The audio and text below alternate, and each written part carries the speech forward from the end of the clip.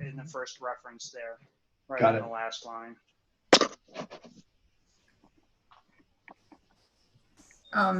Matt, I wondered if you could clarify when Chapin left. That was one of my two. And Yeah, I was trying to think how to do it. It was basically for the bulk of the discussion on the open space under item 7. But I did participate in that discussion at the beginning and the end. So you, right. So at some point, because it looks weird, like all of a sudden I'm talking a ton. Yeah. So and Chapin's gone. I was wondering if back under item 5, we could put, way back up where it's listed that this might happen. If we should report Right. there that this came up, that we got the text message, this came up during item 7, and in order to maintain a quorum, only one of us went and joined that meeting, and that was Chapin Kaner, and Megan Cope covered as chair during that time, and Chapin Kaner left and returned during discussion on agenda item 7. Would that be okay? we can do something like that. I apologize, I'm not doing it live. I'm at home, so I'm just doing this on a PDF on the website. But I'm taking notes, and Emily's here in a couple of ways. She's having some audio issues, so Okay. Is Is that okay, Megan? Yeah, it's great. And Hear me now. There we go. Yay! Hi, Emily. Okay, I think maybe the microphone on my headset just kicked. But I'm recording now, so I will make up all these updates to the minutes. Great. And so that was one of the 2 changes that I had. So Megan and I both were covering that. The other one I had is I felt as though, for the benefit of the public or whoever might look at these minutes in the future, we should either use last names or use first and last name. And so there's a few places it says Chapin or Jill or whatever. I just wanted to suggest that we do that as a matter of course. Most of the time it has first and last name, but occasionally it doesn't. Like right there, Chapin addressed Mr. Senesac's letter. Yep. I'm not in favor of being as formal as saying like Commissioner Bomer or whatever. I'm okay. I like the sound of that. But you get charged by the letter, so. Ron, if you'd volunteered to be chair, you could be making changes like that. But it's too late for a whole year now. Anything else about the minutes? And I didn't mean to squash any discussion. When I said that I felt like it wasn't important to fine tooth comb them.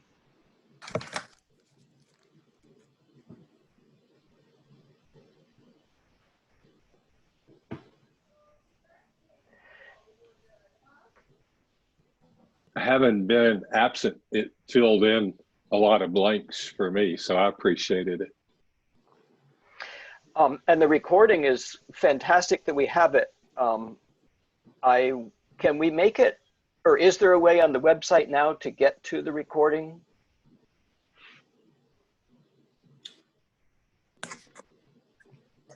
Do we put a link up?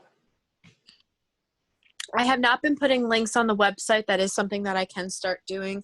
Every once in a while, I do upload them to Channel 17, and then they post them on their website and YouTube channel. So I'll try to link to town meeting. They're now Town Meeting TV, not Channel 17. Yeah, they're now 1087. Yeah, link to their YouTube or webpage. Our Dropbox caps out at, I want to say 1 or 2 gigabytes, and these meetings can be pretty data heavy. So we do have a Dropbox, but I'm not sure if we can rely on that. But I will get something up to get the past recordings linked some way. If they could be linked from the minutes for that meeting, it would be wonderful. And I don't know that we need to do that forever, but if current year's meetings could have a link to the actual recording of the Zoom session, I think that'd be great. And I'm hoping we can continue doing Zoom after we're out of the COVID era, because it allows more people to participate and allows people who maybe are not feeling well to participate without risking other people's health. It has some security issue long-term that needs to be addressed.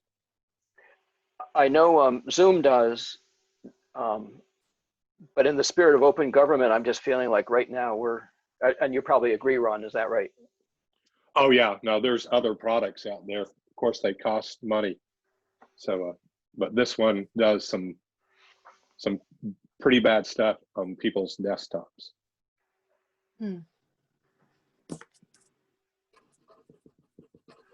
Yeah, that's a good segue. Thank you to everyone who's responded to the survey. And if you haven't done the survey, please do take it. Matt and I are working on some procedure updates to make Zoom a little bit better. One of the things we can go over now is we are going to reduce our screen share so we can focus face to face. At the top of your desktop screen, you should see a green bar with view options, and you can click on, oh, well, we don't see it anymore because the screen share is gone. Oh, do you want me to screen share so people can try this? Yeah, if you All right, click, hold up. and then there you'll see side by side and a little column in between, and you can toggle the screen share so you can see all the videos and screen share. If you have a dual monitor system, all these documents are uploaded on the website, so you could use one just for Zoom videos and the other for document share. That's one of the features. And then Matt and I will work on turning screen share off more often so we can focus on face.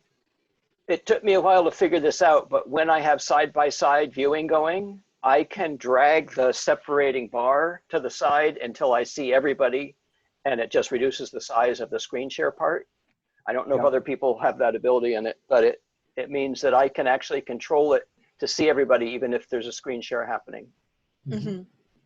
Yeah, I've also enabled, Chapin, that's exactly right. And I've enabled nonverbal feedback. So if you navigate to the participant toolbar, you can pin it to the side of your screen, and you'll see things like yes, no, the raise hand button, need a break, that sort of thing. Matt and I are going to pin that participant toolbar, and you can use that to give us feedback throughout the meeting in addition to just the raise hand. Cool. Yeah. Go slower, go faster. Yep.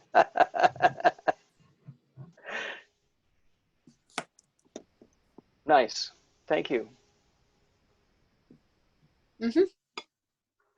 So you guys were getting close to approving minutes. Yes, And then I'd entertain a motion I'll stop sharing them. to approve the minutes of June 16th as amended. And I guess it's a question, Emily, whether you feel you have the amendments enough. I think Yes, you do. I got the document open and I've made most of the changes, and I'll double check the recording. Okay. A motion, someone? I move to accept the minutes June 16th as amended. I'll second that. Okay, moved by Megan, seconded by Shayla. Discussion? All in favor, say aye or raise your hand. Opposed? Abstaining, Catherine, I can't see you, but I'm going to assume you voted yes unless you say something. She hit the raise hand button. Oh, great. Okay. I need to pin that toolbar.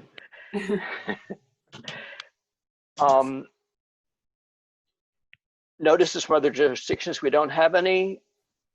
RZD open space process update. And there's a memo from staff about this, which you may want to screen share, I don't know.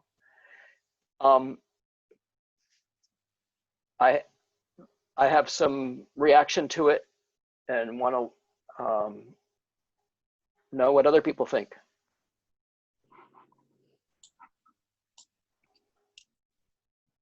So if folks, or while you're looking at it, what we wanted to do coming out of the last meeting was be a little bit organized and responsive to the Planning Commission, what we heard in the last meeting, and what we thought as a staff we would want to be able to bring back to the commission as it continues to consider this request. So this is a really rough document. You can even see some question marks in it and things like that. The big effort that we're trying to get out and returned in time for August 18th is a survey. So survey that is mailed directly to all of the owners of these larger parcels in the RZD, as well as anybody who abuts the large parcels in the RZD, as well as possibly a random selection of other townspeople. I worked with Melinda actually a little bit on coming up with that mailing list today, and we'll probably actually do large parcels, abutters, and people who are in subdivisions with other open space that abuts the large parcels. So in other words, there's a lot of places where if you're in say Brennan Woods, you have the Brennan Woods open space behind you, and you're not a direct abutter to Catamount Golf, for example. However, actually, and you also have the CERC right-of-way between you and Catamount Golf. However, it looks like a piece of your backyard. So we're trying to do a selection that would capture folks like that who might want to know about this kind of requirement happening on those large parcels that are, part of their view shed, part of what they experience as open space today. And Jill, Matt, did you want to? I'm sorry, Shayla, go ahead. sorry, Chapin. I think that's a great idea, because I definitely feel strongly that I wanted to hear some more input, but I also still feel a little bit confused about the goals. And so I'm just curious if you had a sense of what you would want to put in that survey, Yeah. or how we could provide feedback and get input on what the questions actually are on the survey. Yeah, so we're working on refining those questions right now, trying to do it based on what we felt like we were experiencing in the meeting. And, I think part of what the commission has come around to and is trying to capture from the public is that this idea of adding this additional ask to development in the residential zoning district, it would be something that would be happening in balance with or opposition to other town goals. In other words, this is an area of town that has been generally planned for development. It's served with water and sewer. It's understood as an area that would be developed at a sort of a somewhat of a suburban level, and a big open space requirement, depending on what that percentage is, could be significantly different, could do things to neighborhood design that make those new neighborhoods look different from the ones that they're near. So we were trying to throw around at a staff level some draft questions about, how would you, the person who's answering this survey, rank some of those various and competing interests? Maybe, Well, we talked. and also what's more important, Matt, I mean, sorry, cut you off. Yeah, no, go ahead, because I think you're saying what I was going to say. Just what's more important, is it really density and the impact on the perceived or real impact on schools and sewer, and real impact on traffic, when we know that's an issue, or is it more the visual and the sort of, I still feel like those two things aren't clear to me, which one is more important. And I can really understand. I think the school and the sewer thing, my understanding is that those are maybe more perceived problems. The traffic issue seems like a real thing to me that is clearly going to affect folks. But I just want a sense of like, is it those things, in which case it's really about density and not about open space? Or is it more of this, the aesthetic and what it looks like and how it's arranged? And in that case, open space does play a role. And are there other things in addition to open space that, would go into that? That's sort of, I'm still feeling very unsure of what this group's priority is. And it's fine if it's both. But I think I want to understand that and understand which one is higher, if we can get to that. I totally agree with that. I think that I'm not entirely sure that CRG really knows what it is that they're after.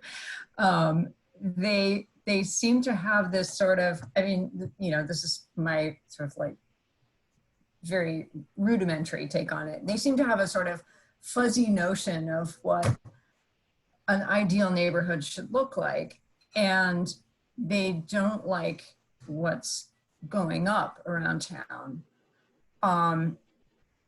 But I'm not at all, I share Shayla's concern that I'm not at all clear that the open space requirement would do really anything to facilitate their ideal. And I feel like, if we are going to go through a long process in response to a citizens group, we should have a really clear sense of what exactly it is that they're after. And I think Shayla's breaking it down into, is it visual? Is it truly the sort of potential impacts of more residents, right? Like traffic and schools and sewer capacity and all those things, which, our town plan basically says, yes, great, okay, we want residents, but we want them in this part of town so that there can be, efficiencies, and we're preserving the working landscapes and so forth. And so, yeah, I would love to see, like, have them bring pictures of what is their ideal, because I'm not clear that that is possible for us to accommodate with the town plan and the bylaws. So I feel like before we really do much of anything else, let's get some visuals from CRG and see what it is that they're after. Yeah, I think we can incorporate some of that. Mhm. I guess I got some of the same impression, and this, honestly, some of this goes back to the Forum on Growth Emily and I wanted to throw for everybody on March 17th, which really didn't happen. We were looking at illustrations of different styles of rural, urban, and suburban development, where you just look at layouts and you say, well, is 2 fourplexes on the street more or less desirable than 8 single-family homes on the same street with more land around them? And I think that's really complicated. I mean, like, I will be totally honest. When I started on this commission, I didn't know what form-based code was, right? I had no idea what it was. I had no idea that's what I wanted, right? And I didn't, and even to this day, I'm sure once we start those conversations, I'm going to need help being able to identify what it is I even want that to do. And so I think that Matt, that's a great point. I think there's also just this, like, there is a piece where it's hard to articulate that if you're somebody who's not in this kind of world or work. Yeah, I mean, one thing I'll say, I think in the time I've been in Williston, there's a general sense communicated that it is hard to be a developer in Williston. It is hard to successfully do a development in Williston because the town's requirements are significant and rigorous and make it more expensive to do it. You have to be more profitable in Williston to be profitable than you do in some other places, even in the state or the county. And so some folks might look at this open space requirement and say, well, this looks like another thing that makes it harder to develop in Williston. And if that's the case, I'm all in favor of it because it'll slow growth down and all of that.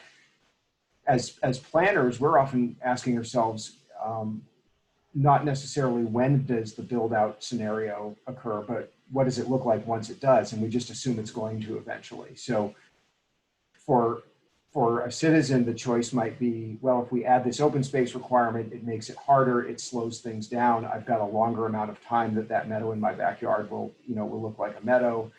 The planners are looking at it going, well, its end state will either be X or Y, depending on what the land use rules say.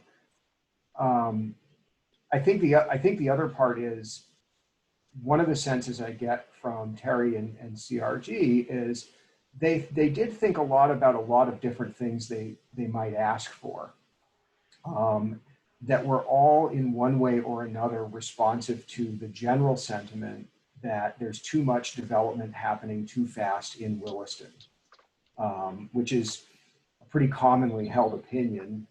I hear it a lot. And I think, I'm trying not to speak for Terry, but I think one of the things the group did was they looked and said, well, this is a simple piece of that picture that we could ask for that's clear, that has a number attached to it. And I think that the challenge of that is everything that the commission's been wrestling with since then, which is, well, what is that? How does that tip the balance in regards to other things? And what does it actually accomplish in its end state? And therefore, is it the thing that should be pursued right now? So we're trying to work on a lot of our survey work being kind of these balancing and ranking questions to say what is most important. Is it more important to save the meadow, or is it more important that there's no more vehicle backup on Mountain View Road and Old Stage at 5 in the afternoon? Is it more important that new development looks more like a single family home and doesn't look like an apartment? Is it more important that new subdivisions have bigger chunks of open space with them? And that's where we're sort of hoping to go with our survey questions. Yeah, and then, I mean, to that whole conversation, I feel like I still want to be open to getting those results back and saying, oh, the issue really is traffic. Right. Sure. So what are the solutions to that? Right, and I kind of agree with that. When I was listening to the meeting, I was going, okay, we're going to get this. Okay, let's say we pass the open spaces changes, and then 2 years later, it doesn't meet what CRG wants, and now they propose something else rather than looking at the whole thing holistically. And I think that's the idea behind doing a town plan every 8 years, is that you want to have a holistic look at everything rather than looking at one little thing and another little thing and they don't mesh together. So I think it's really important to look at this at a higher level than just open space. Right. We're trying to queue up the survey almost as like a 3-part thing, where the first part is an overview. What are the different zoning areas of town? So you have ag rural, it's quantitative open space, we're preserving land. We're not getting other things like commercial, mixed use, walkability, etc. Then on the other end of the spectrum, you have the growth center where you're getting that walkability, mixed use. You're seeing more variety of housing types. And then explain to people what's going on in the RZD. What is its context? Less even a survey question, but you just read this thing and then check at the end.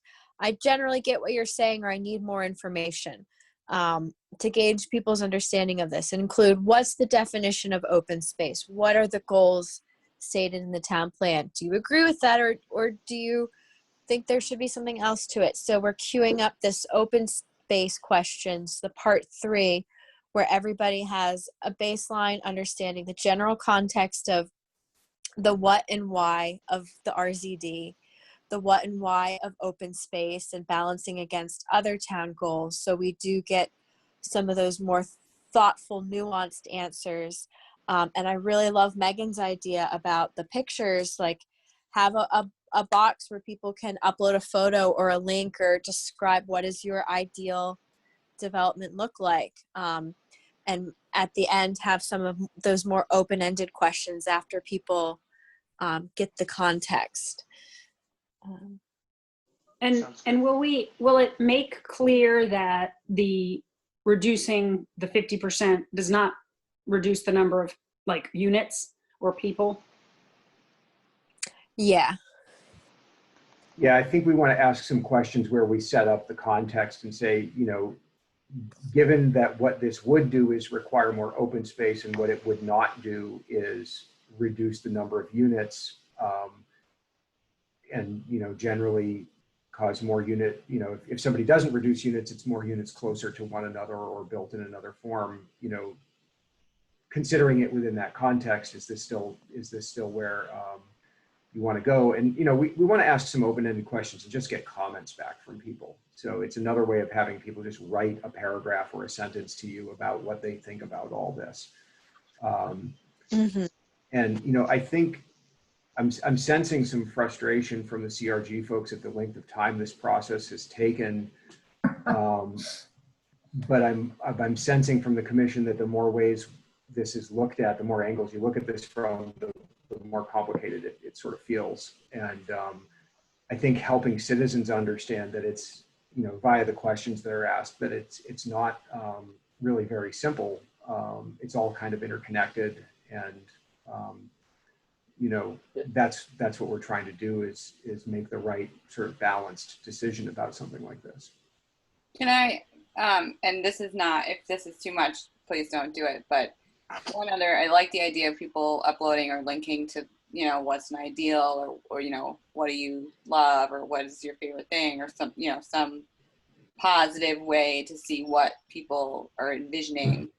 But Emily, would it be a huge lift to also have a one question be sort of a, when you think of, based on what we just said about the RZD, which of these pictures is what you are envisioning, and give them some options so that we kind of get a sense of, you know, where people are seeing that after reading the definition and the explanation. And again, if that's too much, forget it. But just trying to think of a very passive way so that people can like look at some photos and say, oh yeah, I'm thinking more of this thing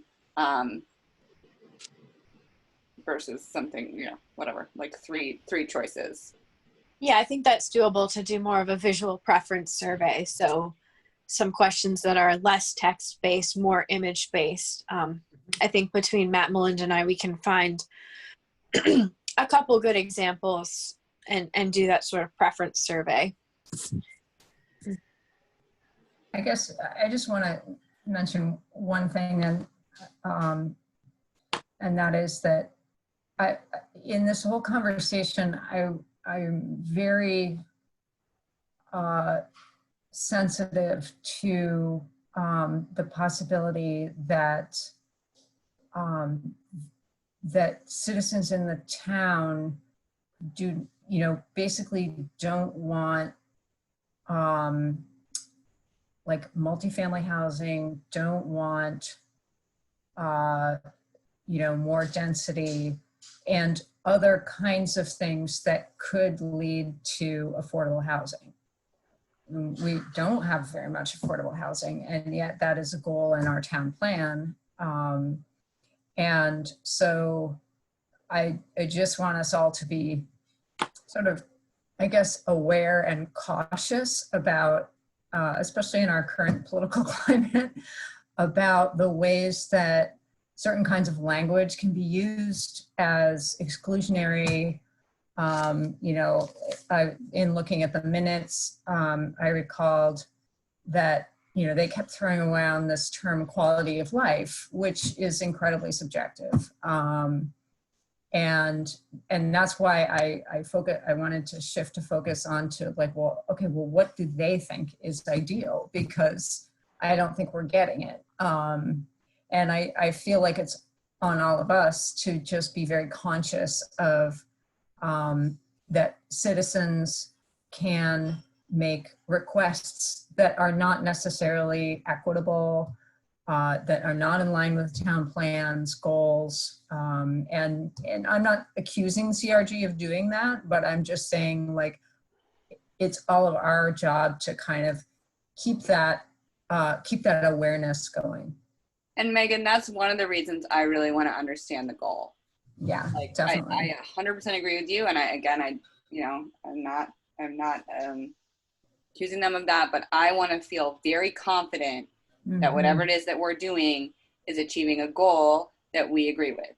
And that's where right now I wouldn't vote for this, because I don't feel like I understand that it's achieving the goal that they're trying to see, and that I agree with the goal. Well, I think one thing though, I mean, and I don't know if I completely agree with what you said, Megan, just because I feel that our responsibility to the town is to listen to them to a good extent and to know what the residents want. Many people in the town, affordable housing or not, their homes are their biggest, their biggest asset. And where they live and raising their family is very, it's important to them. And so I think it's important that we listen to them, and if, they don't want X or Y, that, we can understand that. Not that we should say, oh, you're completely right because that's what you want, but that it is important that we kind of know what they are looking for and that we work towards that as well as we can with everything else, balancing all things. I think we're basically in agreement. Yeah. Jill, did you want to say more? No, I sort of came away from that discussion considering those things as well, Megan, just in terms of like what wasn't being said more than what was. I think I had a lot of questions around, is there some issues around NIMBYness, around socioeconomic status? There were sort of a lot of things lingering that I was curious if we were having really in-depth conversations, like maybe the forum would have allowed for around density.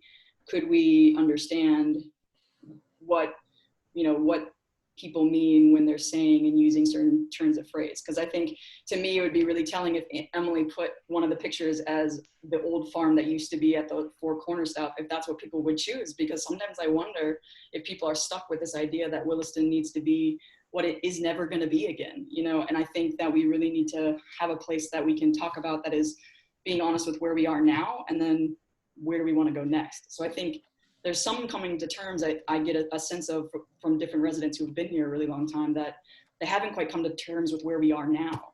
And so it's hard to talk about a 10-year plan when we're not even agreeing with what already exists. We already drive by box stores. We already drive by, a light, if that's a bad thing, like a traffic light. I'm not sure, but I get different senses from things. And I think those are the nuances that I'm curious about that I don't think we've really had enough space or time for. Yeah, I would encourage the board to recall that this current conversation is about the RZD. We have a gigantic 24-month conversation about the growth center coming up in the fall. And I think to help citizens understand that too, and it's really hard. When I did the public process around the village, people came to me and they just wanted to talk about Finney Crossing, because people have their thing they want to talk to you about. And that's, I've heard a lot of Finney Crossing stuff in the midst of our conversation about RZD open space. And, that speaks to general friction and discomfort, I think, around growth and maybe development form a little bit too. So it's good to, we try to do as much as we can with maps and with describing, the land area that we're talking about and having people understand that it's an area that's planned for growth, but it's not an area that's planned for the same kind of growth as exists next door, in Finney Crossing, and so, keeping that context.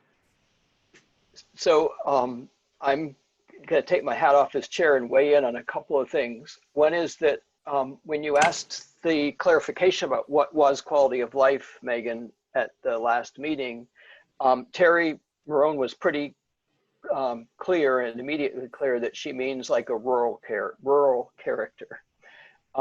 Yeah, like a farm is kind of what it sounds like.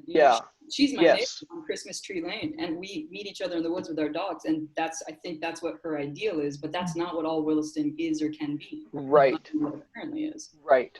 So that was just one clarification. The other is that it was clear to me that this particular amendment didn't address the concerns because of the people who spoke. There was a lot of concern about traffic, about rate of development, about a lot of things to do with development in general.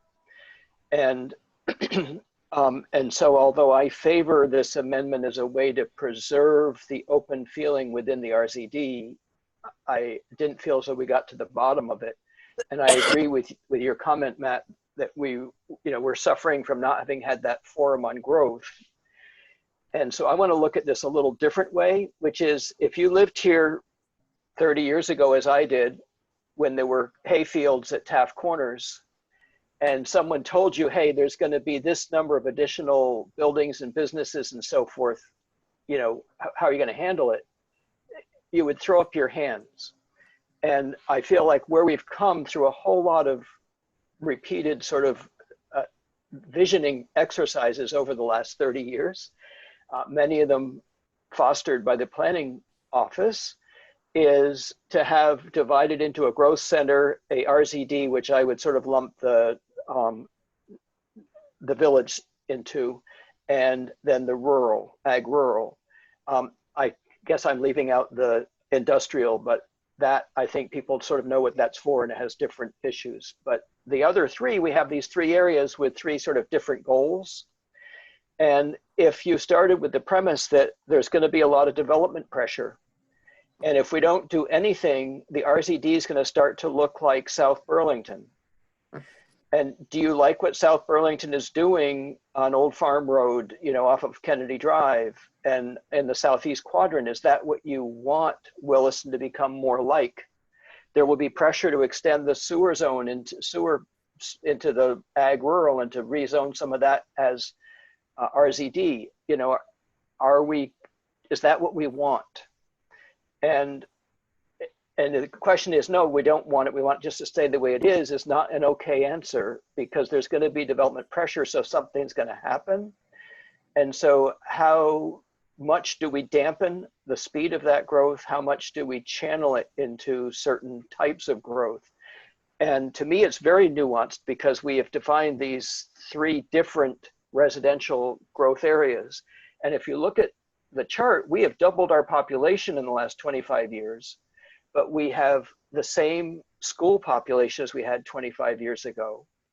And so the type of residences we built and the makeup of our inhabitants has changed. Similarly, if we're worried about traffic, we were unable to get the Cirque Highway. COVID caused the traffic on the roads to drop way down to where there aren't issues. Many places there were issues. And our energy plan says we really do need to reduce single occupancy vehicle trips. And so if we're going to address trips that way, we don't need to address it by stopping development. We need to address it by pushing forward on those other things.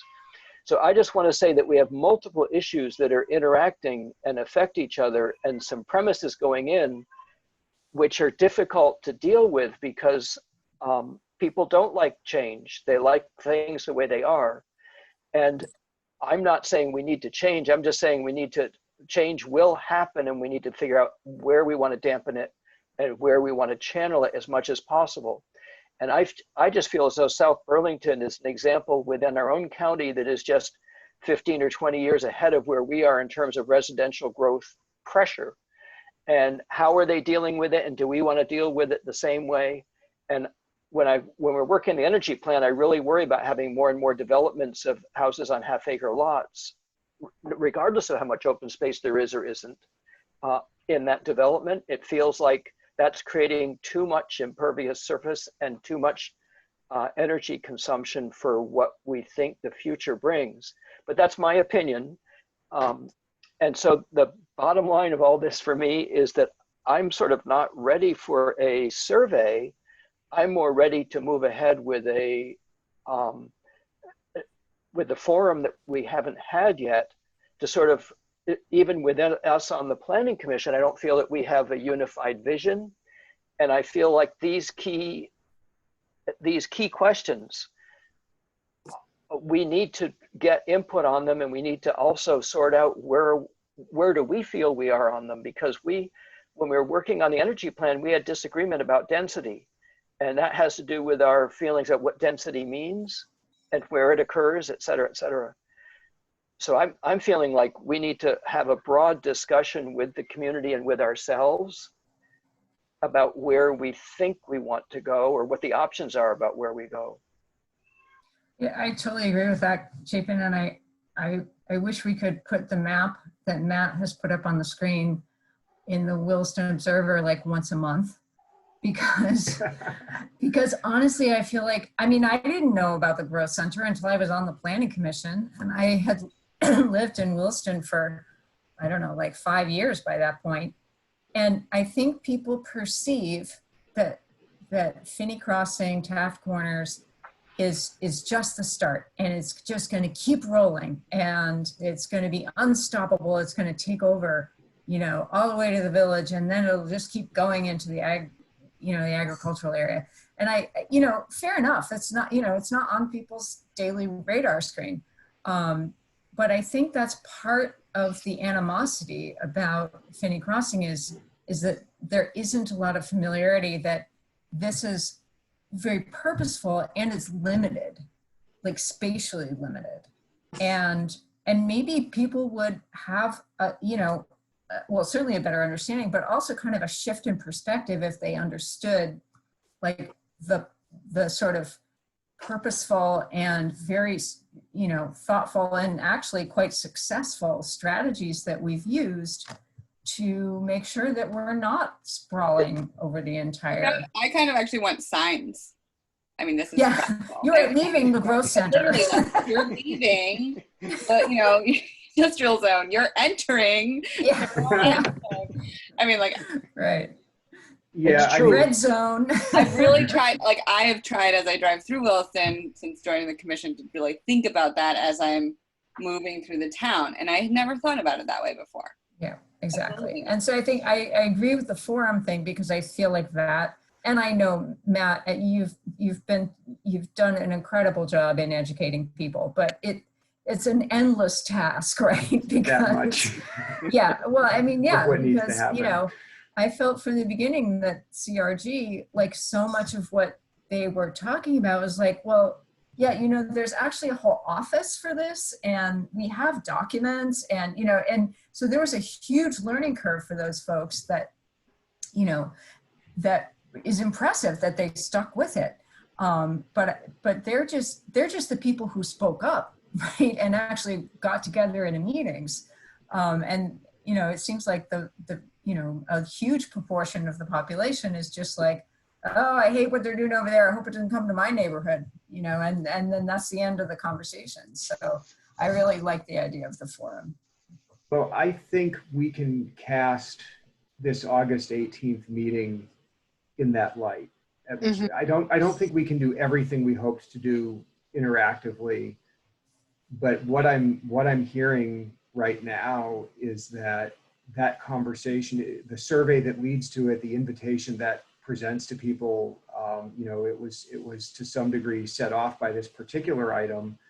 And I do think you need to have at least a little bit of a conversation about that, but to say, you know, the commission is really asking to broaden out and understand the RZD in the context of the rest of town, you know, in terms of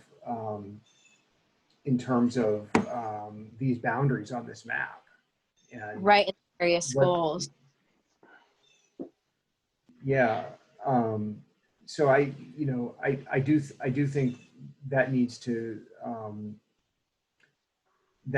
come out, and I think it can be done in a way that's constructive with the group. I mean, the other part of this I will say is that some of the communications from Terry and CRG that I've received are just total frustration that this just hasn't been voted on and kicked over to the select board yet. What's taking so long? Why are they stalling?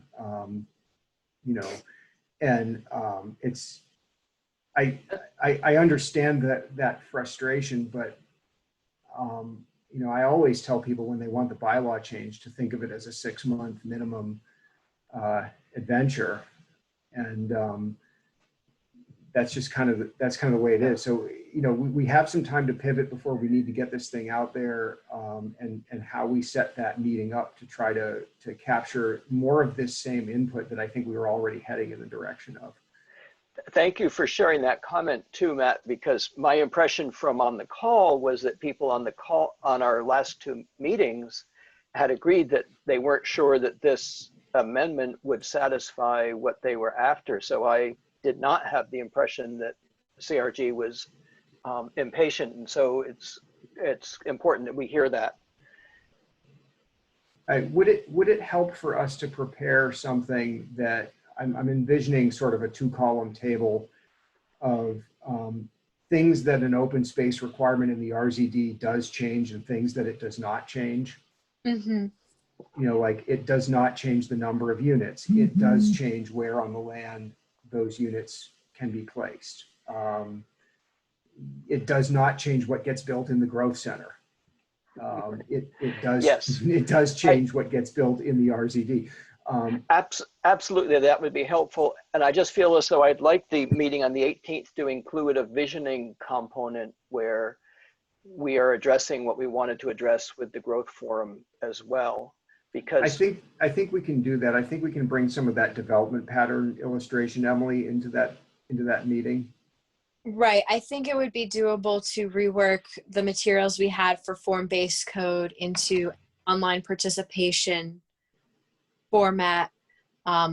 We do have a webinar account still through Eric's account on Zoom where we could do a polling feature.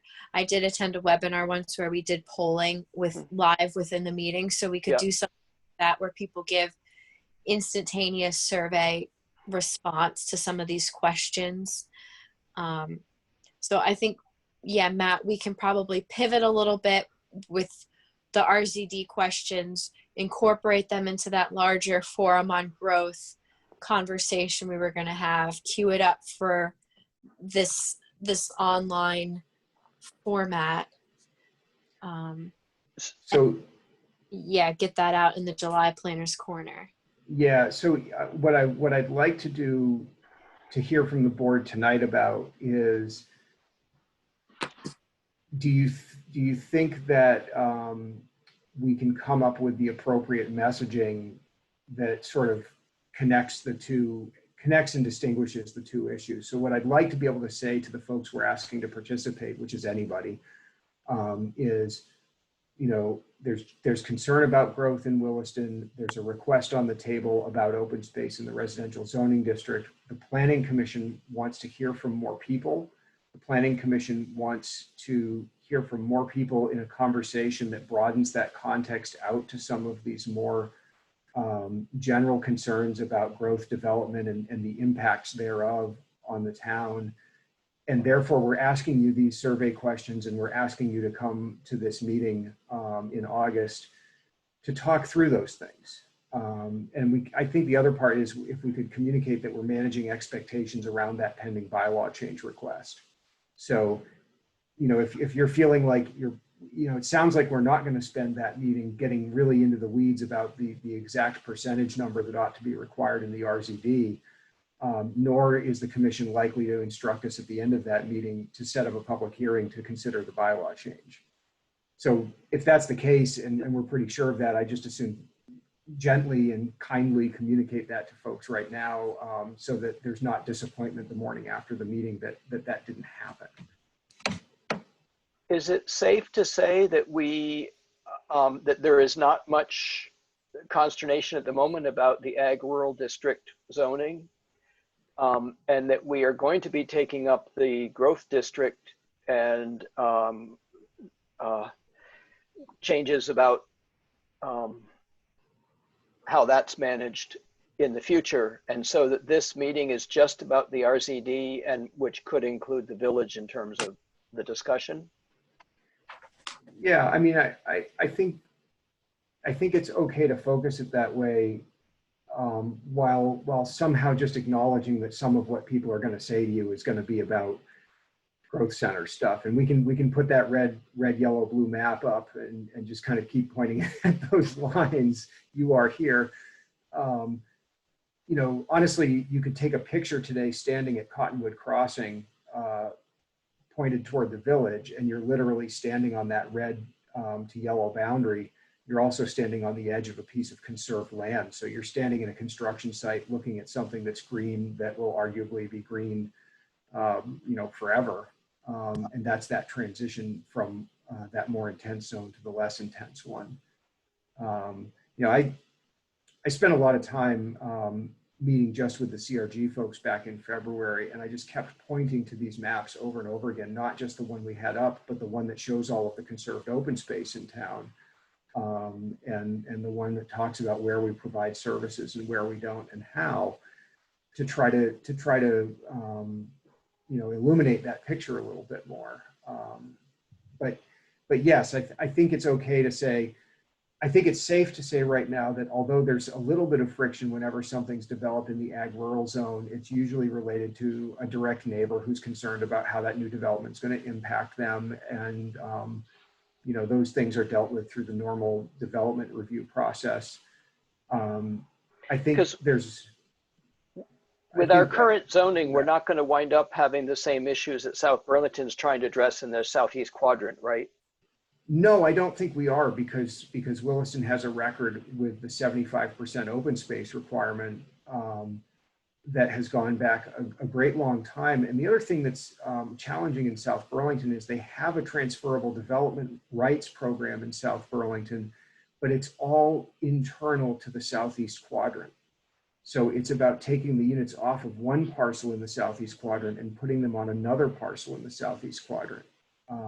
So if you took all the units that could be built at Isham Farm and you know, put them on Fieldstone Drive, that's more what's happening in South Burlington. And what you get is a very jarring pattern of, you know, suburban development up against, you know, a rural farm field. I think our challenges are different. So, however, I think we do have the same residential development pressures as there are along Kennedy Drive and Old Farm Road and so forth. Yes. Okay.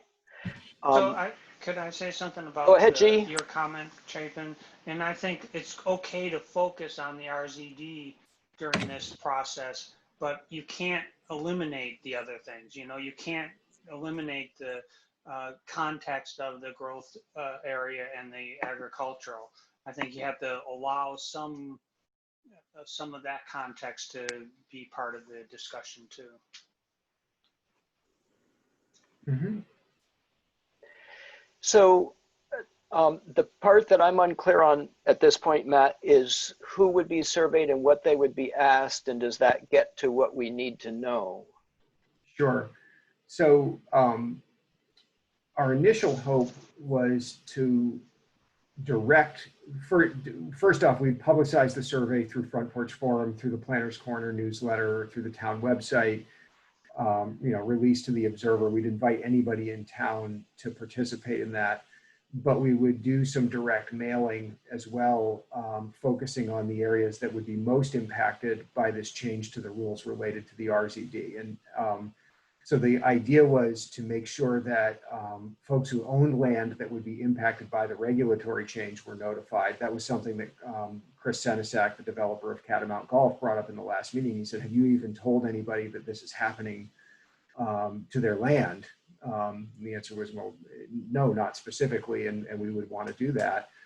And then to focus the rest of that direct mailing on folks who were near to or adjacent to those big parcels of land, who probably experience them as part of their landscape or their backyard.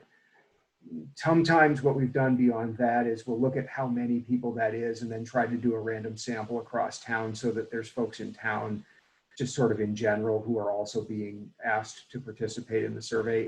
This is not a scientific sample. This is just a let's spread it around and try to get broad participation methodology. I would only worry that people who live in the ag rural zone might think they're answering for that zone rather than for the residential zone. So we were going to put the map in the survey, but I'd still worry about it. Yeah. So to me, it should be primarily about the people in the residential zone. Okay. We talked about doing it that way. I mean, all of our conversations about focusing the survey mailing in the office are also related to everyone's tolerance to stuff envelopes. Well, and again, this is not a high priority to me. This is a piece of information, and I'm hoping we have other information too. Yeah. Yeah, I think on one hand, we're really broadening out. On the other hand, this conversation has revealed that there's some really well-informed wildlife habitat protection, open space work happening in neighboring communities, especially South Burlington right now. And that whole idea of the core area index and trying to agglomerate pieces of open space from different parcels together to create a larger piece of consolidated habitat area. And then trying to accomplish that in a regulatory world. South Burlington's made some nice strides there. So we've learned a lot, I think, about what would be most effective for achieving some of the values that we ascribe to open space in Williston. But we've also learned a lot from our citizenry already about where do these RZD concerns fit in amongst all of their other concerns about what's going on in Williston. And I think it's totally okay, speaking of boundaries, for at some point the Planning Commission to set a boundary around some of this and say, some of this is just town plan stuff that ought to be looked at when we're looking at the whole darn town plan over the next couple of years. And, you know, each of you may have a different threshold where that's what you think falls in that bucket, but it's totally okay to say, you know, I think maybe this is one that you know, I referred to the RZD map and that area in which water and sewer is provided and density is planned for as an existential question for the town. Should this area be developed, yes or no? Because on the other side of the line where it's ag rural, the answer is no, that's not the main goal. And on the water sewer side of the line, it's, yeah, we've set the stage for development.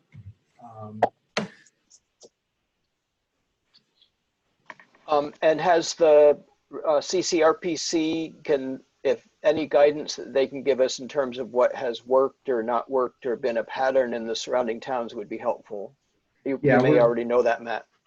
We'll continue to work on that. You know, honestly, some of that Southeast Quadrant work in South Burlington is some of the most current stuff. And before then, I think Williston, with what it does in the ag rural, has really been in the lead. But we'll keep an eye on that. There's been quite a lot about forest block protection and habitat area protection going on the last couple of years, and Melinda's been sifting through all of that, so we can give that back to the commission in August as well. And Heinsberg has some overlap with what we are looking at. They do. Okay, any other comments from commissioners? Emily and Matt, do you feel you have enough to go on? Yeah, we'll dig into this. Chapin, I'd love it if you and maybe one or two other members would be willing to be some sounding boards over the next couple of days as we refine it. Absolutely. Is someone else volunteering? I saw Ron had his hand up. Ron did? Oh, okay. I love surveys, so I would be happy to look at that piece of Great. it. I can too. I'm happy to do that since I'm the one who suggested photos and all that stuff. Sorry, Emily. I just wanted to chime in though. You know, Emily and Matt, thank you so much for, you know, kind of being open to us directing things in various ways here. I really appreciate that you had kind of prepared to, you know, come and talk about the survey, and then we, to some degree, sort of upend it and say, but is that really what they want? And so thank you for your flexibility and Sure. kind of good-natured tolerance. Remarkable. All those things. Thank you for feeling better about this survey. Like, I think the input from you guys, it's going to make it stronger and it's going to get the response that we need. Like, if we're going to put time and effort into a survey, then let's do it right. So I guess it was right to say that we're guided by the planning director and his remarkable staff. Absolutely. You know, and there's self-preservation in this, which is that your long-range planners that are here with you tonight are also your current planners who manage development review. And there's nothing that feels worse than a development going through the approval process where it just feels like nobody likes it and everybody's shocked that this is what we were saying we wanted. And we want to try to make sure that these development standards reflect what the town has said it wanted. And, you know, within the understanding that the town's trying to do an awful lot of things, and some of them are opposed to one another. So we like to be able to say it's the result of a robust process. Catherine is also volunteering. What I want to say about that is that if 4 of us are sharing an email or working a document together, that constitutes a quorum. And so we can't do that under open meeting law without accepting a meeting. So, but we can take turns. And what we're doing is preparing something for our next meeting. So we're doing the right thing, but we may have to take turns. Yeah, and we can, as staff, we can go out to you individually or in twos and solicit comment, take it back, redraft, send it back out and solicit comment. So That's on the okay side of the line. I want to suggest dropping me from the list in terms of discussion Okay. about the survey, and have the 4 people who just volunteered do that, Matt. Okay. But I would like to participate when we're talking about the presentation on the 18th, the other parts of it, and maybe one of the other people would drop out on that part. But for the initial pass, go ahead and drop me out if that's okay. Okay. Yeah, and I can bow out of the rest of the meeting. Okay. We Okay. have surgery scheduled for the 18th. So I'm kind of setting back and not volunteering for a lot. Gotcha. Thanks, Ron. Good luck with that. Oh, it's the cleanup job. 1 day in the hospital as opposed to 5. Good. Okay. Good. Good. Well, hopefully only one. Yes. Next on our agenda is item 8, the parking bylaw. Can we move on to that? Any objection to moving on to that?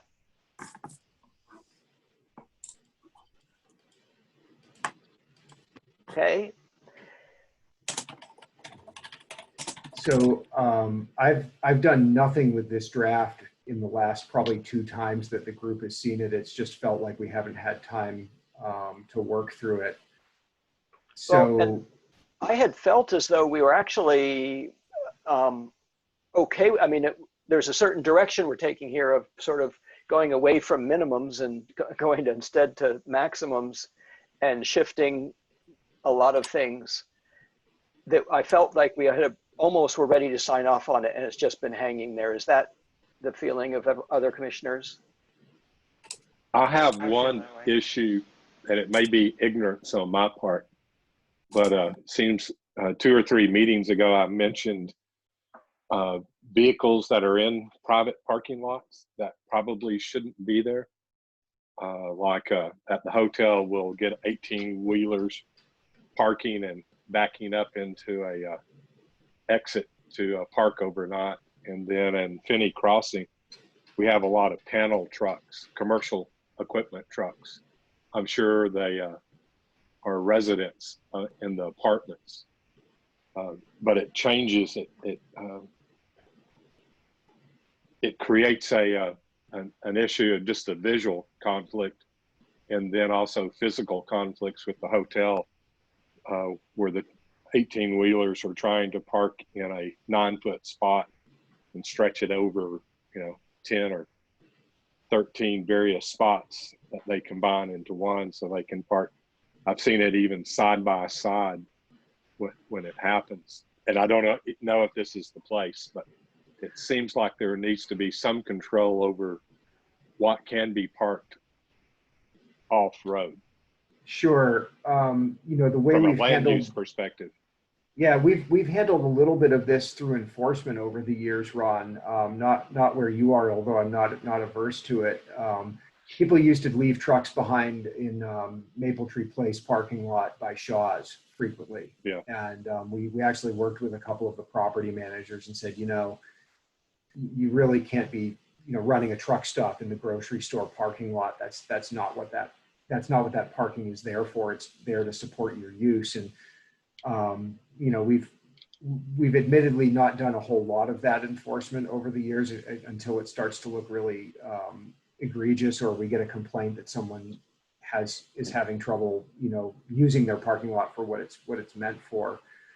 There was an episode at Walmart a couple of weeks past that, yeah, and nobody spoke up. And I'd like to at least have a way of people realizing that it's at odds and somebody needs to at least ask a question.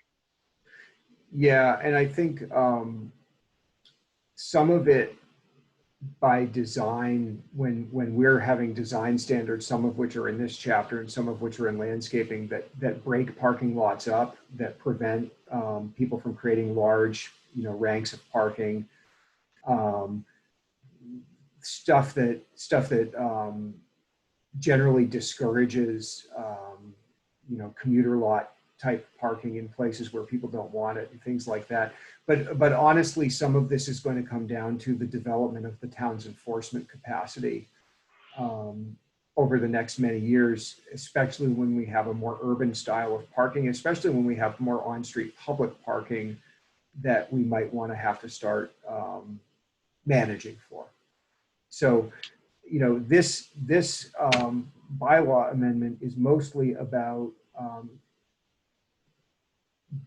lowering minimums and allowing for flexibility even beyond the way the minimums have been reduced if someone's willing to submit themselves to our incredibly complicated parking demand tool and provide us with calculations and modeling that shows that they can survive on fewer spaces. There's another side to this that I think comes out in the ongoing, I'm going to say it, urbanization of the growth center, which is you deal with active management issues. People in Williston, private entities in Williston, are not generally used to having to do a whole lot of towing of illegally parked vehicles. There's some very ominous looking signs over at the Taft Corner Shopping Center, but I don't know how many cars Judge Development actually ever tows out of there. They sure make it seem like they're gonna pull you if you leave a car there. But the general principle of the parking chapter in zoning is that the parking is there as a required element to support the use that's being established, and that there's a relationship between those things. So it's very easy if you have an improper use of a parking lot from a zoning enforcement perspective to go to the property owner and say, hey, that's not what that parking lot's for. That parking lot's supposed to be supporting the demand for vehicle storage that your use is creating. So we've had to scoot a few people out of some parking lots over the last few years.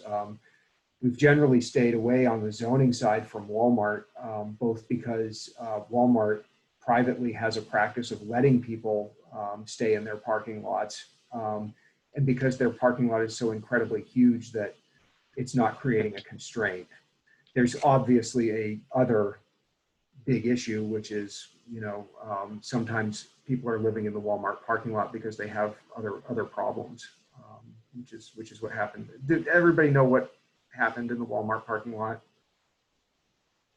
Okay. Shayla's shaking her head, so you should give us a gentleman who was living there in a vehicle passed away and was there in the vehicle for quite some time before they found him, unfortunately. So, that's what happened. Sorry to hear that. Yeah, it's unfortunate. That area around exit 12 is also, there are some homeless encampments there. There are folks who are in and out of various stages of having or not having housing in that area. And sadly, the police department has had to deal with a couple of unattended deaths in the encampments, and in this case in a vehicle. It's happened a couple times since I've been in Williston. It's really too bad. So we don't have anything about that in this bylaw amendment. I don't know how much of this you want me to go over at this point. So Oh, Matt, well, I was just bringing it up as a mention that there's a security aspect to building Yes. more density and having the dollar stores in town. They were recent, I think, at New York Times, talking about the urban situation that develops. And I think we're at that crossroad, and it may be part of the August 18th discussion of what is the vision for growth and how do you manage it. And I fault Walmart's security, coming from a security background. Somebody should have been checking but I won't go, and I understand how it happens. Yeah. Matt, this might not be relevant to this particular chapter, but I, for example, was trying for a while to get Walmart to put up a COVID testing site in that parking lot, or other sort of alternative uses for parking lots in certain situations. Is that anywhere in our bylaw or something that we should consider? Yeah, eventually I say this, but I don't know that COVID is going to be our last pandemic, and I'm just curious if we want to allow. I mean, we're gonna have to vaccinate a lot of people, most likely, and just these big open parking lots are areas that are good for that type of work. And I just wanted to ask about that. Well, not for testing sites, but for food pickup and food vending, I've been signing a lot of basically special event permits over the last couple of months, and I'm just conditioning them all that they're good for the duration of the declared state of emergency, figuring it's more or less within the bounds of the bylaw, and it seems like the right thing to do. Yeah. One of the things about Williston is we do have a lot of areas with a lot of excess parking that opens up the possibility of a lot of flexible use, and having the minimums reduced and or made more flexible as this bylaw does takes that parking supply question away from the forefront when you're considering somebody who wants to do something with some of their parking. So this, sorry to be silly about this, but this would apply then to, let's just stick with Walmart. Sure. Does it apply to Walmart kind of quote unquote retroactively? So now their minimum is different than their total that they have, and so they could use the total that they have for something else. Right. Walmart has maybe more than 100 spaces above the current allowed maximum and minimum, and would have even more flexibility, going forward. We've talked a lot internally, and as I'm dealing with the special event stuff, about food trucks, basically anywhere you have, say, half a dozen or 10 parking spaces together in a cluster, you have enough space to locate a food truck and have a little seating area and sort of manage safety and keep people out of traffic and all that kind of stuff. Right now, when we deal with a food truck, we deal with it through DRB, discretionary site plan review. It's very complicated, and it always can raise that question of, well, if you're going to put this food truck in the parking lot, is the building still going to have enough parking? So this would sort of clear the way for a much more nuanced approach to adaptive reuse of oversized parking lots, whether on a permanent or temporary basis. So sometimes it might be like in the parking tool demonstration where we actually dropped a 3,000 square foot restaurant in the Walmart parking lot and then ran the calculation and said, do they still have enough parking based on this demand model? The answer was yes, the demands are, off peak from one another enough that it could accommodate that. That same analysis could be extended to all kinds of flexible uses of parking. It might be someone who needs a bigger stormwater pond and needs to eliminate a row of parking to do a bigger rain garden or stormwater pond or something like that. So I think there's a bunch of other places in the bylaw that we will be touching on. My guess is here, sticking with Walmart, which is in the growth center, which is where we're going to talk about form-based code, we may be thinking about parking entirely differently in the growth center, even in the next year, than even what we're doing here. But there are a lot of places in town where not having a hard minimum or having some ability to calculate your way below that minimum opens up some additional possibilities on the site. Generally, if you wanted a COVID testing site, I'd sign a special event permit for it. And unless you were going to do it, the week before Christmas, Walmart would have plenty of space. That's good. I gave them your name. Blame it on the town. I also am hoping in the long run that some oversupply of parking spaces can be allocated to commuter and shared ride parking. And I just wish that we had a way to sort of incentivize that for existing parking, that somebody has extra impervious surface, could it be put to good use, and they should be able to get a return for it. Yep. But neither of those is directly part of these changes. I like that a lot though, Chapin. Okay. Yeah. Do people, in terms of the changes that are marked as changes in the document, do people have any specific comments, or are we at a place where we're going to go ahead and move these on? I'm I sorry. had one comment. I have one more question before we do that. Okay, Megan and then G. Okay. We had talked briefly about the possibility of incentivizing solar canopies, and I didn't see anything about that. I don't know if this is the right place for it, but I wondered if there was, and I may have missed it, but I wondered if that had made it into this set of changes at all. I don't think so, but I'm just, yeah, I don't have solar in there. The closest I think we come here is talking about the incentivization of putting parking into a structure and allowing someone to have more parking if it's in a structure. Today, under the language that's here, that would be a bit of a stretch for me to call a solar canopy a structure that would benefit from that. I'm just going to scroll slowly while trying to not make everybody seasick, but I think there's probably a possibility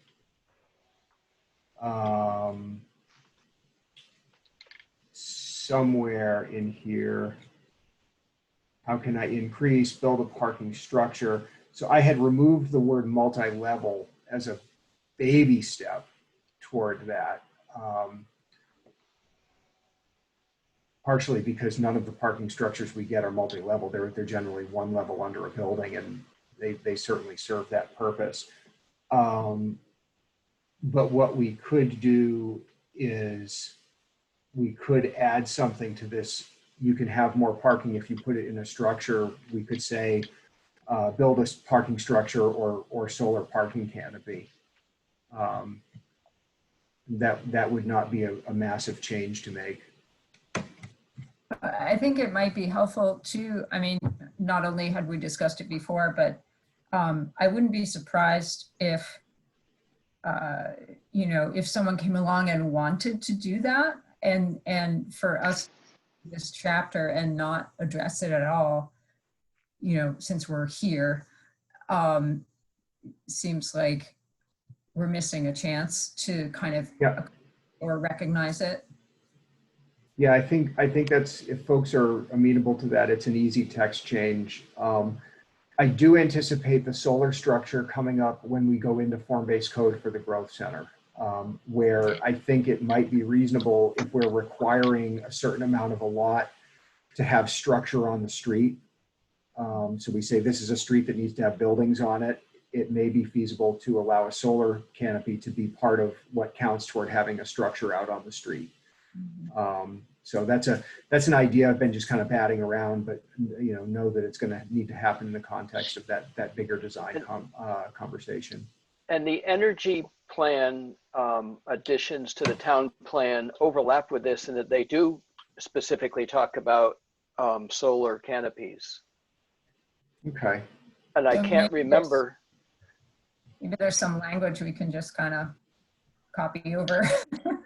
Yeah, I'll see what we can pull. If we adopt the town plan, we'll get it, and then eventually we will be integrating those town plan items in with these other chapters. So if people are willing, I think we should hold off on voting on this tonight, and ask for. No, that's easy enough. Looking at what we already have in the energy plan and whether that covers it or whether we should add something here. Yeah. Well, I think if you want it in the regulatory world, you want it here, even no matter what you say in the energy plan, and that's easy enough to do. And procedurally, I would put this amendment in the same bucket as watershed protection buffers, and I think we have one other that you folks have voted on to go to hearing when we're ready to just have a bunch of hearings. Yes. But no urgency to do it immediately. So when you're ready to do that with this one, I'd probably put this in the same category and then try to bring them all to a noticed hearing at the same time. I totally agree, and I apologize because this is the bylaw, so it's the one that should be specific and it doesn't get covered by Yes. what's in the plan. Thank you for clarifying. I have a question, Matt. So on 14A, it says maximum off-street parking permitted. And then like when it says 1 and 2 family dwellings, it says 2 per dwelling. Would that like mean 2 garage spaces, or do you count the driveway, or? Yeah, so we have, I can answer that. we have that we would count the garage spaces. Now, what I would say is when you have what a lot of people have, which is part of their driveway that approaches the garage, right? And if there's a car in that part of the driveway, you got to move it to get the car out of the garage. Right.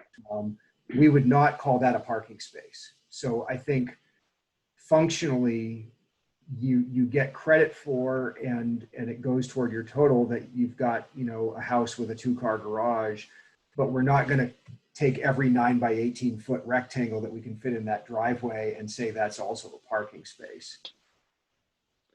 In the hamlet, that is considered a parking space.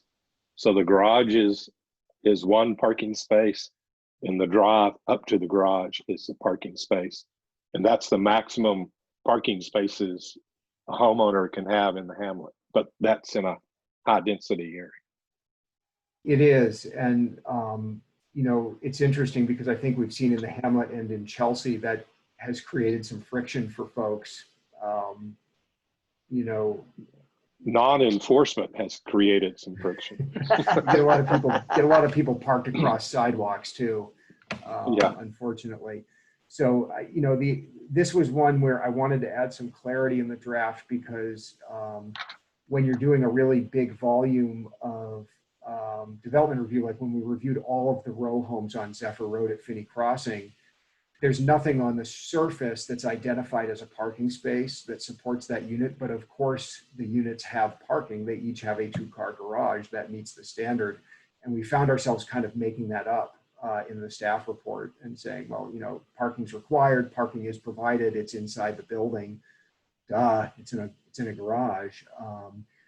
But we didn't have a good way to count it. And I think the other thing that you would see with this on the other side where you're playing against a maximum is if somebody wants to build a development that comes with garage parking spaces and then, you know, big outdoor parking areas for, I don't know what, your RV, guests, things like that. You might want to, remembering that this doesn't provide a hard upper limit. It just says if you start to go way over this line in total, we're going to want to see some homework that says that makes sense. So if a developer came and said, really, my houses need 3 parking spaces, they need 2 in the garage, and they all need 1 extra, if they could show us that was true, because they could show demand in other projects that were comparable, then they could get that. Because in some cases, houses have 3-car garages. That's true. So this wouldn't be.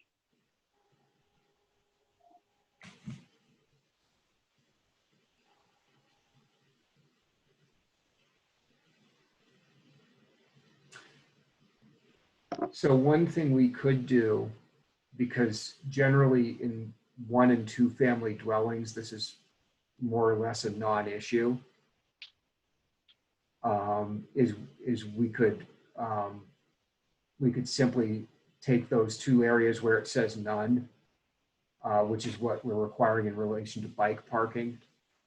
And we could just say there's no requirement on these. You can have as much or as little parking as you want with a duplex or a single family home. In practice, those are not places where we get excessive parking, nor are they places where people tend to undercut it, because it's part of the marketability of the unit. Right. Where we've had historically some issues is people parking in their front lawn because they didn't have enough space, and a single family unit building was converted to multiple families and so forth. Yeah. You know, looking at this, I know that we're providing a lot of flexibility below the maximum too, but in a more urban setting, always requiring 2 spaces for an accessory unit may be a lot as well. And I can't remember, there's a bunch of stuff about accessory units going through the legislature right now, trying to make towns be more permissive of them. And I can't remember if there's a parking provision in that bill right now or not that was going to relax parking requirements. But You know, that's part of our growth discussion too, Matt, which is Burlington especially has been trying to increase density by allowing more flexible accessory units and then not wanting that to become a B&B, Airbnb bonanza, because the neighborhood didn't like to have that many Airbnbs in the area. But it really was the easiest way to increase density. And I feel as though we could anticipate that in terms of our zoning, or maybe in terms even of our town plan. I can't remember what we say about accessory units now, but they certainly could play a role in when we talk about growth.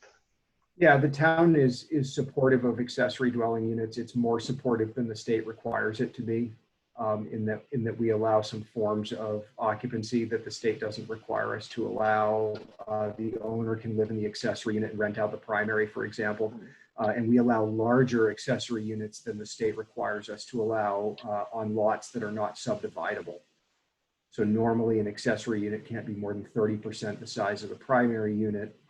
We have an exemption that says if you're on a lot that's not subdividable, your accessory unit can be up to 50% the size of your primary unit. One of the things that's in the bill at the legislature right now would actually require towns to allow accessory dwelling units up to 900 square feet, which is quite large. So some of this conversation is a little tangential, but required parking is actually a great way to kill an accessory dwelling unit ordinance, because people want the accessory unit, but they can't create the parking for it. So we might want to examine that. Yeah, and along so with that 1 and 2 family home standard. what you have shown here refers to WDB 17-123-135. Yeah. And that's not in this particular document because this is just 14. Correct. I can bring that up.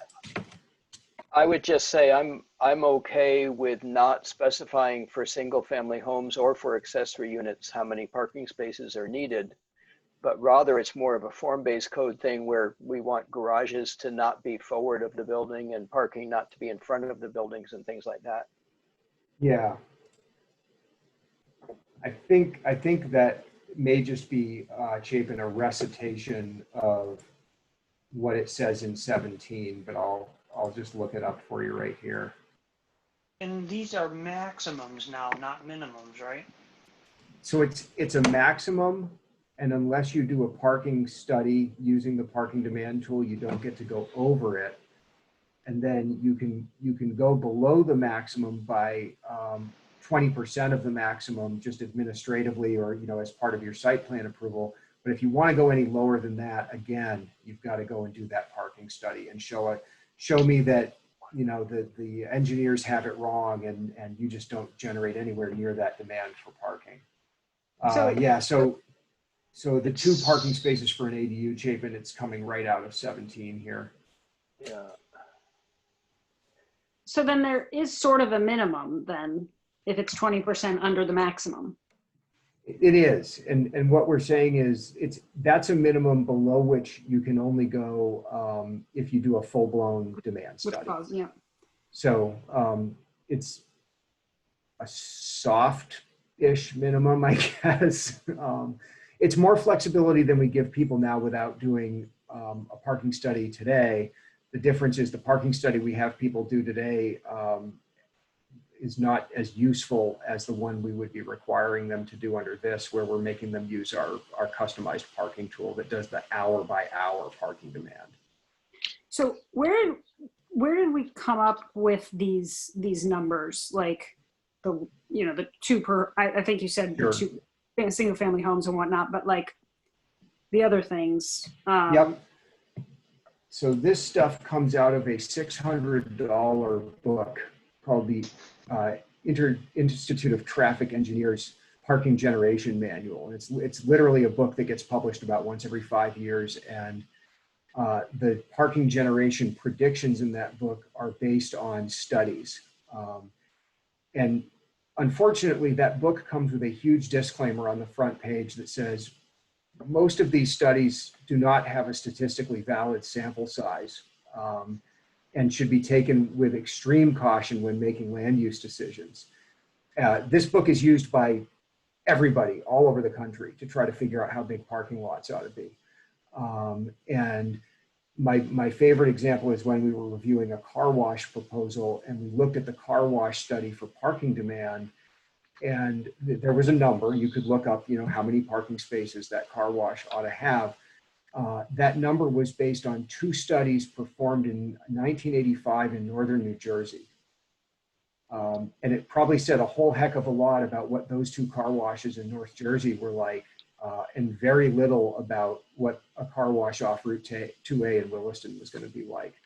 And at the time, the zoning ordinance was a little more flexible, and we actually had a DRB hearing where the owner of that car wash, this was Echo Car Wash, whipped out his phone and he said, well, I have an app right here that tells me the volumes of who's coming in and going out of my other operations. I can tell you to the minute how many vehicles are on my site at any given time, per wash bay. And the board was quite convinced by that. So we're kind of formalizing that a little more here, saying we're still going to have some numbers in here because it's good to have something to start from, but we're really building in that recognition that, I don't know, as far as like I look at the planning office budget, I'm not spending the $600 the next time that book comes out. It's just not worth it. So in reviewing this, I was only reviewing the parts that were in red that were changes. Yes.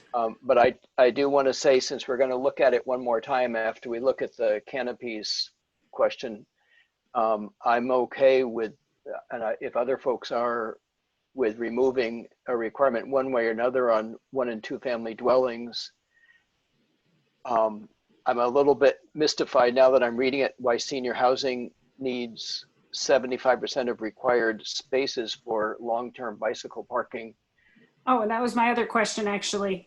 Yeah, I don't know whether maybe that had to do with golf court parking or something else in that. It's basically employee or visitor parking. So the thing to remember is you're starting at, let's just take that calculation over, and it's a little hard because I don't have the top of the table, so let me do that. So you start with how many off-street motor vehicle spaces you need. So if we have 100 unit senior housing, we need 35 parking spaces, vehicle spaces. We would then, for bicycle parking, this is the outdoor racks plus the indoor storage, we need 5% of 35. So which is 1.5 or something. 1.5. Yeah. And of those 1.5 spaces, 3/4 of them need to be long-term. Oh, it's okay. It's so the percent of the bicycle spaces. Car spaces. Yeah. So Okay. we're talking about building 100 units of senior housing with a 2-bay inverted U rack out by the front door, and somewhere inside that one person can store 1 bike at a time, which is probably the one person who we think is potentially likely to commute to the site and want to hang their bike inside, or the person who's visiting long-term and wants to be able to do that. So I feel as though, along with the other updates we've made that encourage more bicycle and so forth and so on, that all of those total bicycle parking spaces are low.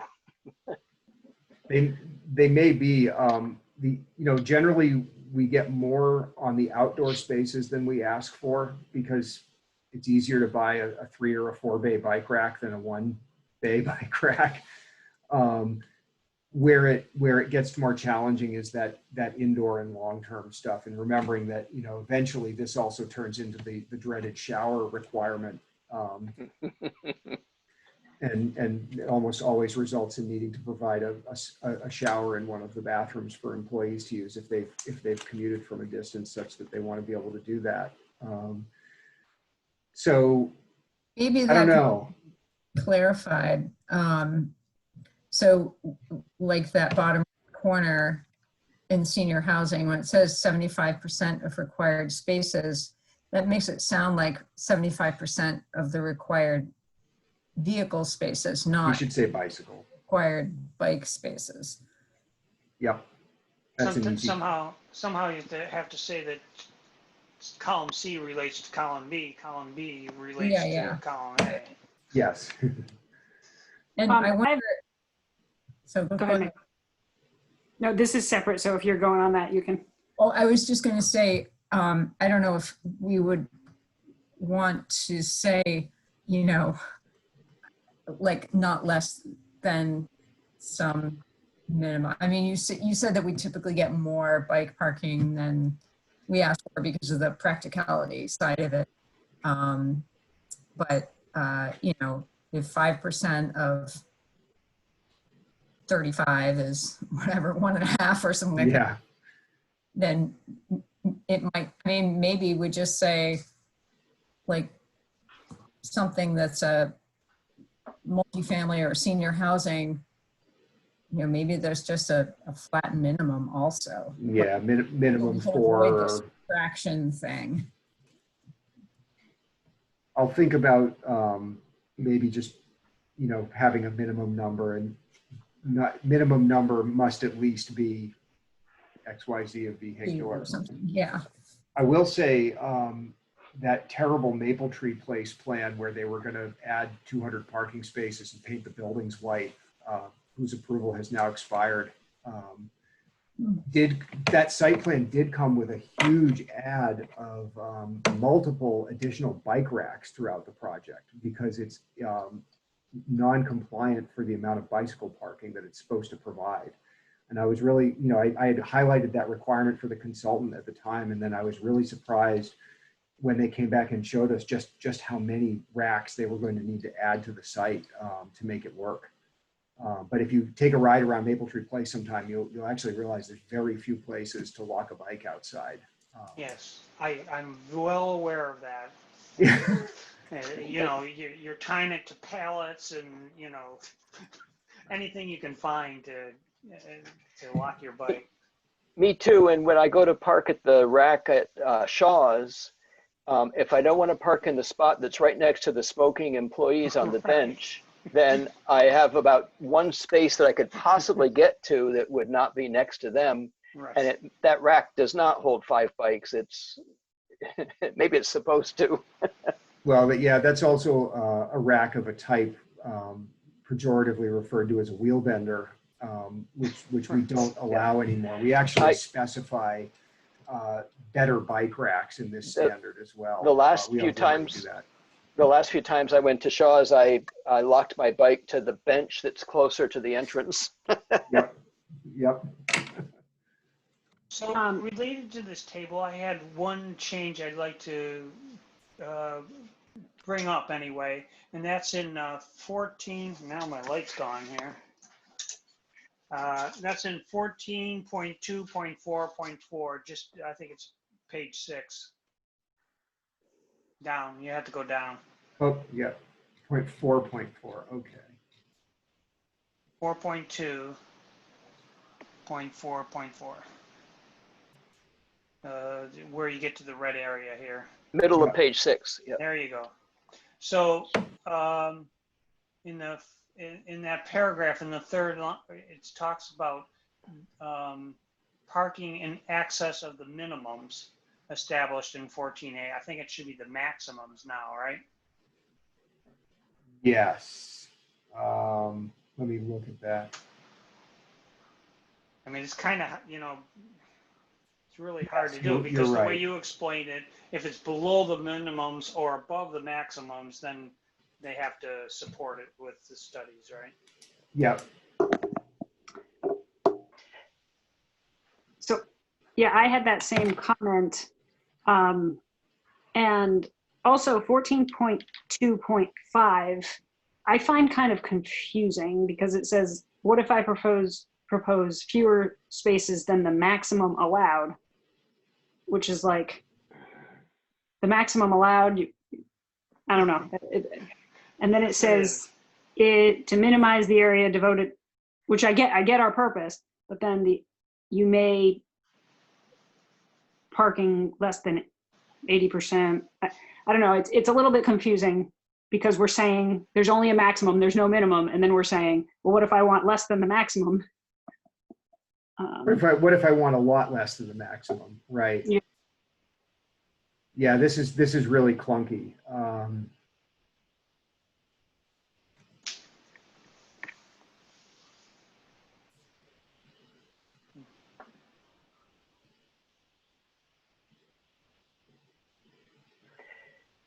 So we have only 5 more minutes, and I'm wondering if we can, any other things that occur to people, send on to Matt and ask Matt to come back with the next revision next time, including the canopies and these various things. Would that be all right, so that we can spend 5 minutes on our work plan? Mm-hmm.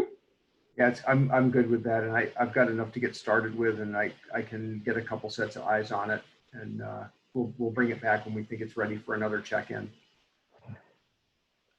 And actually,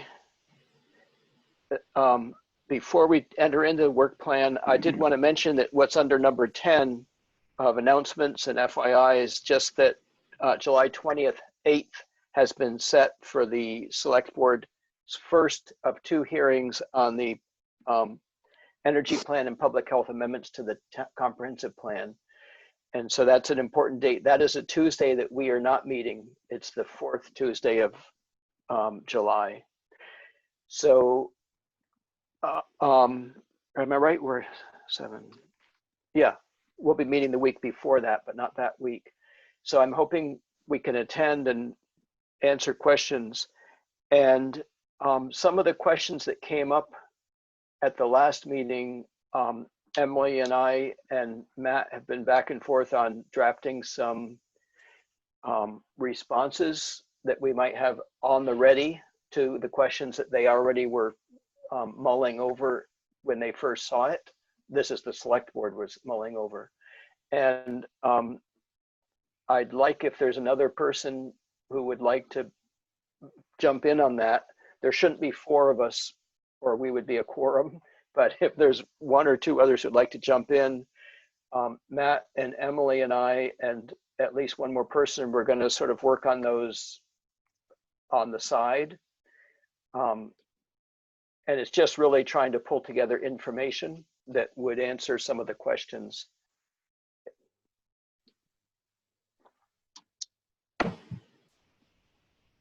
Did I see your hand up, G? Absolutely. Great. Given that the energy plan is the main part of it.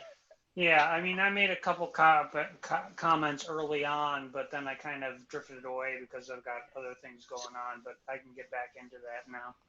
Well, and Emily and Matt and I have already drafted a little bit, but if I could pull you in, I'd like to get at least 1 more person sort of proofreading and looking at those responses. And it's not that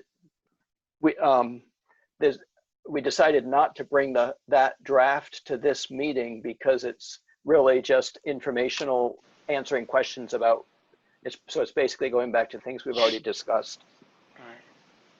I think you should have access to that Google Doc, and then maybe I'll touch base with you guys, and Thursday or Friday we can do a Zoom group thing.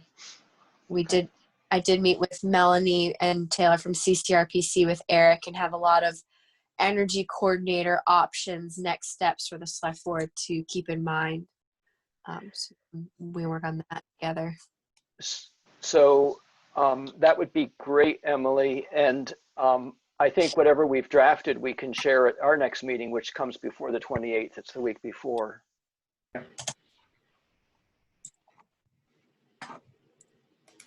Sounds good. So after that slight detour, if we could talk about the calendar work plan that Matt has shared on the screen, Do you have any specific questions or input that you'd like, Matt or Emily? So most of what I wanted to do with this was say, here it is, and we've got a fair amount on our plate. And that from the staff level, we're aware of that, and we're really trying to game out actually the next several years of planning commission activities leading up to the transmittal of the next town plan over to the select board. So I'll scroll down to where this chart looks a lot simpler out here in fiscal 25, where, you know, in August of 2024, we're hoping a year ahead of the expiration deadline that we're handing off a draft plan to the board, and then working with them through the first part of 2025 to get a new town plan adopted, right? So that's as far as the eye can see right now in Williston, is through the adoption of that town plan. And that's you know, gosh, you know, that's 5 years from now, or at least, you know, some of 2025 is 5 years from now. It's awfully far away. But when I start working backwards in thinking of some of the work activities that are going to happen related to the town plan, well, I come to realize that by this time next year, I need to be thinking about some of my budget requests for the following year that'll support the work that's going to go into that project. So I think it's important. I think that the commission is at a stage where its workload and its need to be proactive mean that it's going to keep us all a little more sane if we've got this all written down somewhere. And also that if we're thinking about reacting to other things that are bound to come down the pike and become work plan items for the Planning Commission, how are we going to integrate them into the schedule? How are we going to prioritize them? And I wanted to just get the commission started with a framework within which we can do that. You know, and of course, the big upcoming work item is the Growth Center form-based code. And you know, I've communicated a little bit with the Regional Planning Commission back and forth about what is the typical track of a project like this look like, especially vis-a-vis when is the Planning Commission really intensely involved, and then when is everything kind of kicking back to the consultant for drafting, and how is that all going to look? And I am making a couple of assumptions in this FY21 calendar. One of the assumptions is that the Planning Commission wants to be heavily involved in the development of the form-based code and heavily involved in the public process that's going to happen at the outset of that. So I've penciled it in for a lot of months there in 2020, 2021. Not that the commission won't be able to take on other things or complete these other work items, but we're going to be embarking on something that at its outset is intended to solicit and collect engagement and input from a really broad swath of the town as it relates to what are the town's hopes and dreams for its growth center at this point. What would it like it to become? What would it like to avoid it becoming? And can we gather enough of that between ourselves and our consultant and the Regional Planning Commission, we can turn that into bylaw language that will actually achieve those things. So this is a living document. Absolutely, I expect to be updating and changing it frequently. I can share it with everybody briefly as part of our meetings or just every time it's updated.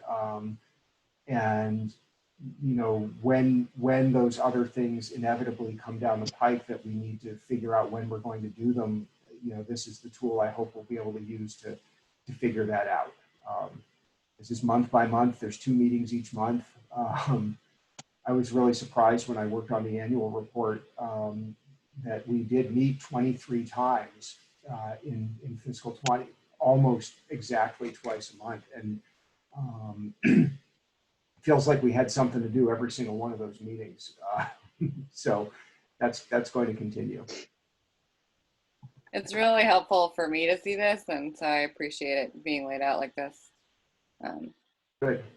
and I know not everything's on here, so you know, I'll take any input from folks, however they want to give it, online, offline, et cetera, about, well, when are we going to do such and such, or, you know, are we doing this before or after the next town plan?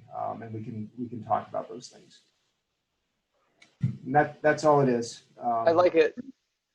I have one quick suggestion, Matt. There are certain things that we do routinely, like we review the capital plan, Yeah, I don't have capital budget in there yet. You're right. like December or something. It's just a little thing, but you know, if there's anything else like that, or, you know, maybe even the election of a new chair, and those Yep. kinds of things, it just gives us a little bit more of a rhythm. And I really love this, in part because it's also some institutional memory, because, you know, people move on, people step down, and we get new folks on, and to have a sense of the rhythm of things is so helpful. And then also next year, to write our annual summary, we can just look back at this and, yeah, we got to that, we didn't get to this other thing, or whatever. Yeah, we'll add those things in. I think it's also a nice communication tool when, you know, we sit down as a staff and meet with people who are interested in serving on the commission, and kind of being able to give them a picture of what they're going to be getting into if they jump on is really helpful. There's no point in leaving them to be depressed after they get on the commission. They might as well get them depressed right away. Or overwhelmed. Overwhelmed, yeah. Yeah. I think this is lots of really exciting stuff. I mean, that's the other fun thing. It's like, you know, But it's a lot. Megan said that meeting whatever our last meeting was, that was not a snoozer. I was No. awake that whole time. That's good. That's good. Thank you for doing that, Matt. And I agree, we're going to be adding quite a few things to it. And one thing we might want to do as it gets busier is take the things that are that go across multiple months, like the FBC meetings or things related to the town plan that's going to come up, and maybe make them a color so that you can see that it's a group of things that are related. But thank you for doing that. And everybody, do send any additional items that you think should be added onto it. And if it could be made available to us on the website, as read-only is fine, Matt, just so long as it would be great if we can refer to it. Sure. Before we close up, announcements, anybody have anything they want to say before we end? And if you haven't already answered the virtual meeting survey, please do. Emily sent out, I think, 2 requests for people to finish that. Yeah.